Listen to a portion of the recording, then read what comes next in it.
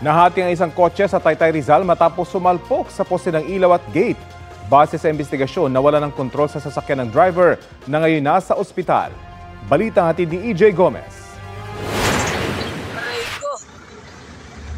Aray ko talaga. Iwalay ang kaluluwa. Nahati sa dalawa at nayupi ang kotseng yan matapos maaksidente sa bahagi ng Manila East Road, Barangay San Juan sa Taytay Rizal, alas 2:30 ng madaling araw nitong linggo.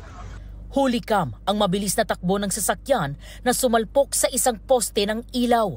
Sumalpok din ito sa isang gate. 3 tao ang muntikan pang mahagip ng kotse. Bumagsak at nagpagulong-gulong ang isa sa kanila habang nakatakbo ang dalawa. Humambalang sa gitna ng kalsada ang sasakyan. Nakalas pa ang likurang bahagi nito. Kwento ng saksing security guard sa establishmentong pinangyarihan ng aksidente. Nasa loob po ako dito sa guard house nung time na yon. Tapos nung gulat ako, biglang ang lakas ng impact yung gate dito sa guard house. Napatayo ako.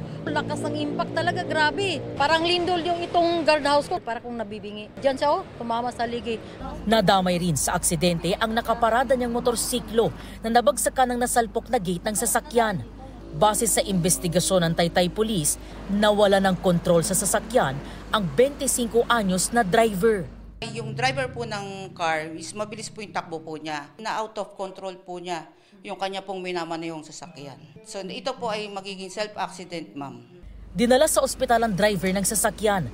Nagtamo ng minor injuries ang 3 nadamay sa aksidente. Tumagal ng mahigit 1 oras bago tuluyang naitabi ang sasakyan at muling nadaanan ng kalsada. Sinusubukan pa naming kunan ng pahayag ang kaanak ng naaksidenteng driver. EJ Gomez, nagbabalita para sa GMA Integrated News.